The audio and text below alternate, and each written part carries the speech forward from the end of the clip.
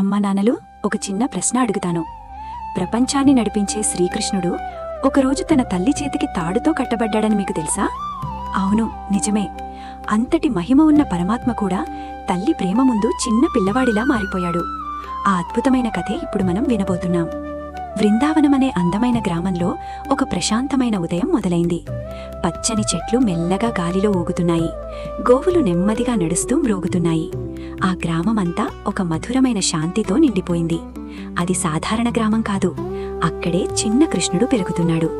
ఆ ఉదయం యశోదమ్మ ఇంటి ముందున్న ఆవరణంలో కూర్చుని వెన్నను మధిస్తోంది.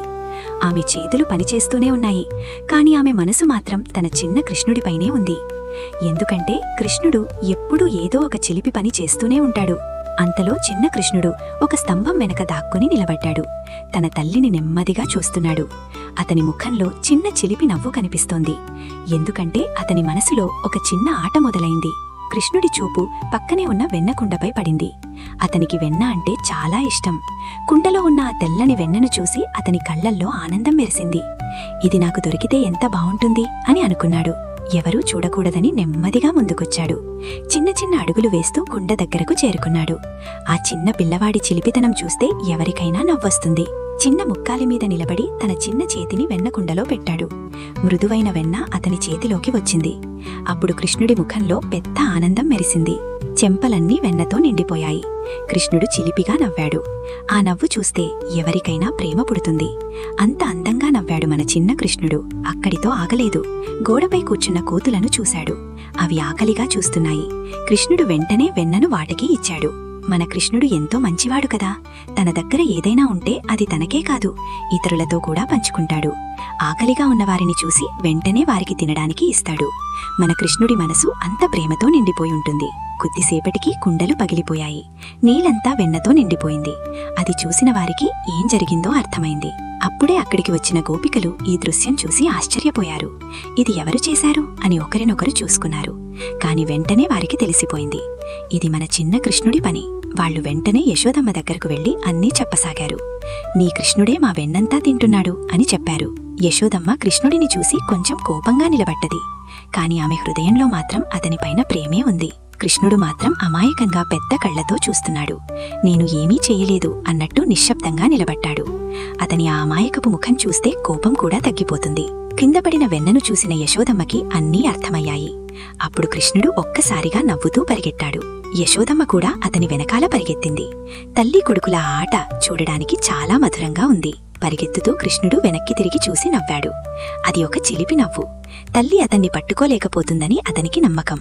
కాని చివరికి యశోదమ్మ తన చిన్న కృష్ణుడిని పట్టుకుంది. కృష్ణుడు కొంచెం భయపడినట్టు కనిపించాడు. కాని అతని కళ్లల్లో ఇంకా చిలిపితనముంది.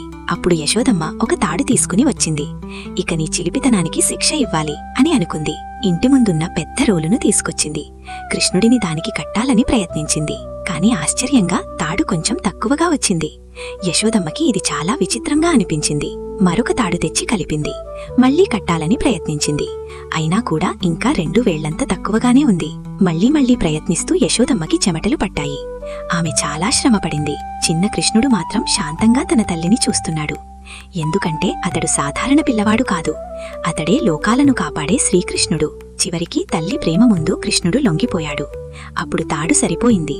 అలా చిన్న కృష్ణుడు రోలుకు కట్టబడ్డాడు. యశోదమ్మ తన పనుల కోసం ఇంట్లోకి వెళ్లిపోయింది. అప్పుడు కృష్ణుడు నెమ్మదిగా ముందుకు కదలడం మొదలుపెట్టాడు. రోలు వెనక లాగుతూ అతను ముందుకు వెళ్తున్నాడు. ఇంటి వద్ద ఉన్న 2 పెద్ద చెట్ల మధ్యగా వెళ్లాలని ప్రయత్నించాడు. రోలు ఆ చెట్ల మధ్య ఇరుక్కుపోయింది. కృష్ణుడు ఆగలేదు. తన చిన్న చేతులతో బలంగా లాగాడు. ఒక్కసారిగా ఆ చెట్లు బలంగా కదలడం మొదలయ్యాయి. ఆకులు రాలసాగాయి. చివరికి ఆ 2 చెట్లు పెద్ద శబ్దంతో కూలిపోయాయి. ఆ చెట్ల నుంచి 2 ప్రకాశవంతమైన దివ్య పురుషులు బయటకొచ్చారు. వాళ్లు చేతులు జోడించి చిన్న కృష్ణుడికి నమస్కారం చేశారు. వాళ్లు కుబేరుడి కుమారులు. వారి పేర్లు నలకువరుడు మరియు మణిగ్రీవుడు. ఒకసారి వారు అహంకారంతో మహర్షి నారదుడిని గౌరవించలేదు. అందుకే నారదుడు వారికి శాపం ఇచ్చాడు. మీరు చెట్లుగా నిలబడాలి, కాని శ్రీకృష్ణుడి స్పర్శతో విముక్తి పొందుతారు అని అన్నాడు. ఈ రోజు చిన్న కృష్ణుడు ఆ చెట్లను కూల్చి వారికి విముక్తి ఇచ్చాడు. వాళ్లు ఆనందంతో కృష్ణుడికి నమస్కారం చేశారు. అప్పుడు అందరికీ ఒక నిజం అర్థమైంది. తల్లి ప్రేమకు కూడా లొంగిపోయే పరమాత్మ మన శ్రీకృష్ణుడు. ఇదే దామోదర లీలా మహిమ. భక్తి ఉన్న చోట కృష్ణుడు ఎప్పుడూ ఉంటాడు. మన కృష్ణుడు ఇలా మనతోనే ఉంటాడు, మన నవ్వుల్లో, మన ఆనందంలో. ఈ వీడియో మీకు నచ్చితే లైక్ చేసి, షేర్ చేసి, ఇంకా ఇలాంటి కృష్ణలీలల కోసం సబ్స్క్రైబ్ చేయండి. గోవిందా ఎప్పుడూ మనతోనే ఉంటాడు మన చిన్ని కృష్ణుడు.